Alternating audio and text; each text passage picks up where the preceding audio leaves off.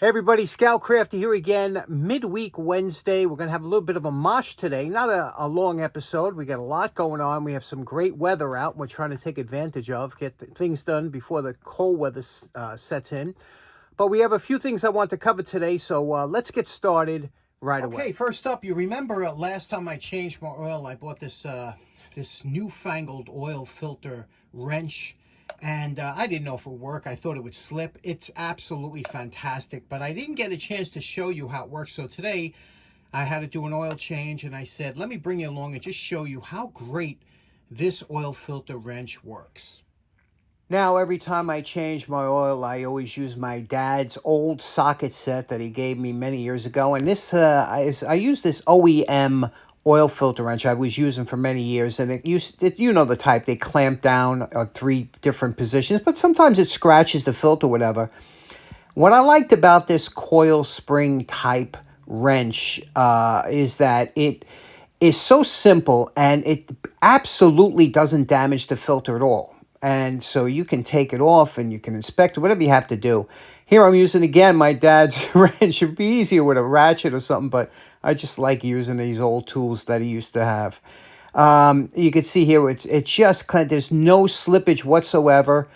It seems a little bit tight on there because I always go about a full turn after using hand pressure. But you see, and then that pulls right off, and the filter spins right off. Now, this on my truck, there's a little reservoir there that catches some oil, and there's a little plug that you pull off the plug, and that drains into a cup, that little bit of oil that's left there. So how good is that? Okay, next up, last night, the poor man's flea market had, I was walking around, and what did I find in the tray? These 2 vintage bicycle locks. They're not very old, but do you remember as a kid years ago, everybody had one of these type of bicycle locks, only it usually had a straight key. This one here had some kind of tubular key on here, and of course they don't have the keys. Now, I could actually pick that lock, but there's no reason to, because I just wanted the chain with these cool vinyl coverings that were on there. Remember, usually they had them wrapped around the seat of the old Schwinn's that we used to have, the Stingrays, and some of the 3-speed bikes. But anyway, it was funny because when I was looking at this yesterday, I said, I could still use the chain. And this chain is a little bit heavier duty than most. But I had to laugh because I said, it's so funny how we think about things like this, because a lot of times you have people say picking locks. Picking locks it's kind of a sport, but it's thieves don't pick locks, okay? There's no thief that's going to come and steal your bicycle and pick the lock. What they're going to do is they used to come with a bolt cutter, but now the battery whizzer wheels make, 2 seconds. Why would you waste time trying to pick a lock? So anyway, what I'm going to do here, you can see how this is made. And the funny thing is, any time you put a theft prevention device on your vehicle, it's a chain is only as strong as its weakest link. And in this case, you have the pin that holds this on here is probably weakest. But these were usually made of like a zinc or a poured cast metal. They're very weak metal. Again, it's a deterrent. It's not made to stop any kind of tremendous force, and the bigger the chain, the bigger your lock you get, the more the thief knows that that's a good bike, and that's what they're going to cut through with the whizzer wheel. So what do you say we cut these off and make use of the chain? Now, there's a couple ways to do it, but what I thought, you see how this pin is kind of peened over, but there's no, on the other side, it looks like it's a one piece, there's no pin in there. So what do you say we try and cut this out and see the quickest way to get through here?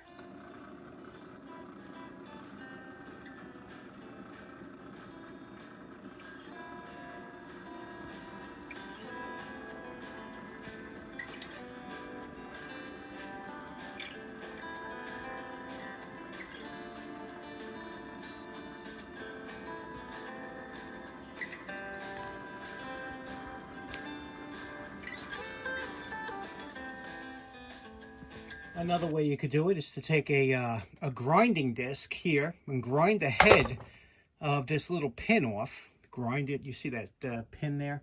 You can grind that off, and then when you do, you just make a little cut here, and that whole top will come off. Show you that way.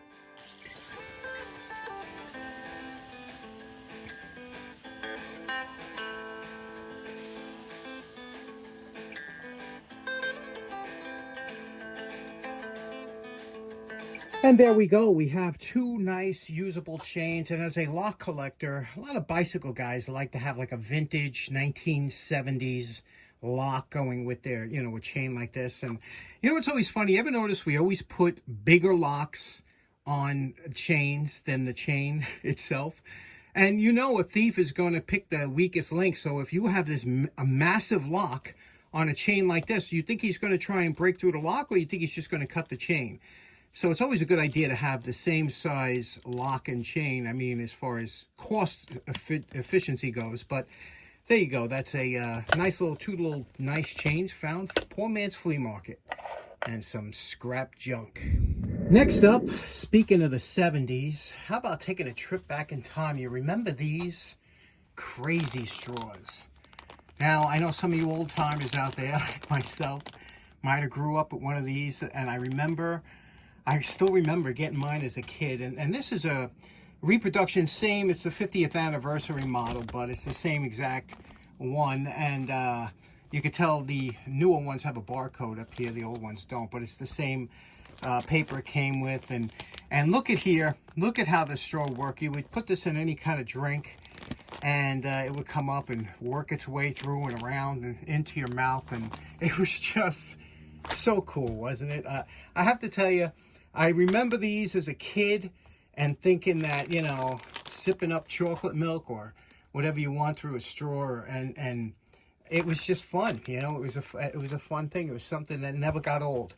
And they still make similar ones today, knockoffs, but they're just kind of swirls. They don't have this design. This one really was nice, how it went around and then wrapped around here. It's just so much more interesting than the new ones.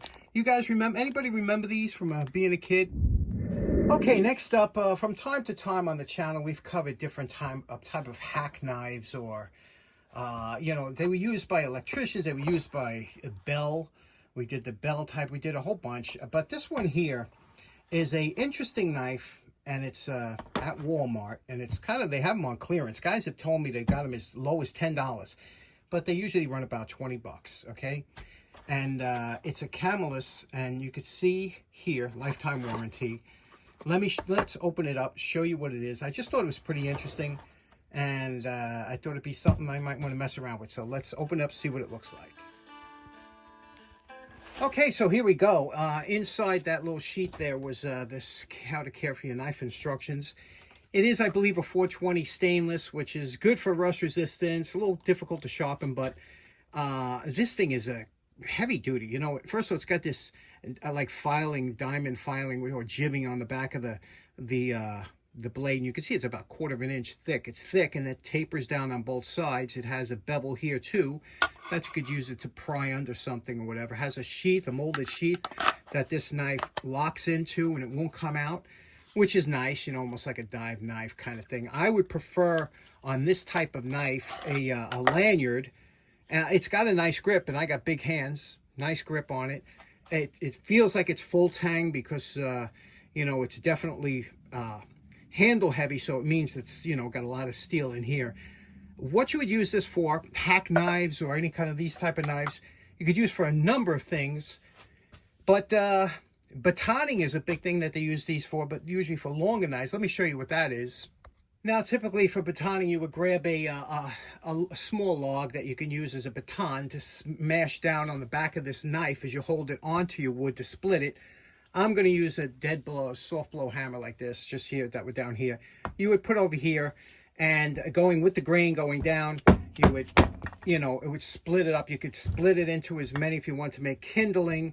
You could keep splitting it in half, and it would go, every time you did. So this is where this blade geometry really comes in handy, because it's a wedge. So that's what it's made for, to cut and, splinter down wood so you can get thin pieces of wood to make a fire. However, the electricians, things like that, they use it for something different. They use it, actually, you could cut a lot of tough materials with this. Electricians use these hack knives because because they're heavy duty, you could skin the outside of heavier wire, getting underneath some of this heavy line that they have. Also, some of these lines have a real thick, and you could run it this way. You could take the knife, bring it down like this, and then separate the sheathing, get it off the wire like that. And there's a whole bunch of uses for this, obviously. Glaziers used to use knives like this to, you know, break the putty off of windows. And like I said, a hack knife really comes in handy. And this one for $20 at Walmart, I thought was a good deal. Lifetime warranty. Camillus, what do you think? You like it? Okay, next up, as you know, I'm a big fan of these fans. I have a couple. One over there I use for the black one I use as a filtration system. If you don't use one, you're nuts. They're the best $25 filter system you'll ever use. Anyway, Kent, my buddy Kent from the Long Island Tool Show, and you know him, is Ready Set, and his mom found this in the trash, and it's the only thing the problem with this fan, so it looks like, is the switch here. Can you see that? The switch looks like it's snapped off, and it's obviously missing a handle, right? So it's so funny because a while back, on my walks, I picked up this fan, right? This fan, because these blades, I don't know what happens to them. They're junk plastic. They disintegrate. So the motor's good, the switch, everything's good, but the fans disintegrate. So I said, maybe I'll find another fan blade. I took this, it works. But now we're going to just take the switch off this and switch it over. So let's do that and see if we can't get that nice fan working. Okay, well, the fan from Kent's mom, you can see here, it's a regular standard screw that pops that out. This one here looks like it's a kind that just switches in. You just give it a quarter turn, it pops in. I don't know if there's any threads on that shaft. Let's take it out anyway and find out. Okay, so here's the switch from the other motor. You can see here, it's a 3-position. It's got 3 speeds. Over here, it's marked. We got neutral, speed 1, 2, and 3. And coming in, we have a load and a neutral, which is a hot and a neutral coming into the switch. Over here, it's a little bit different. This might have been a 2-speed. Whatever the case may be, you can see here, it's marked. Over here, you got load, and then you have 3, 2, 1. So maybe it's yeah, okay, so load 3, 2, 1. What I want to do is possibly hook up a direct from load to 1, so to bypass the other 2 speeds, because I don't use medium speeds, I only use high speeds. So let's see if we could do that.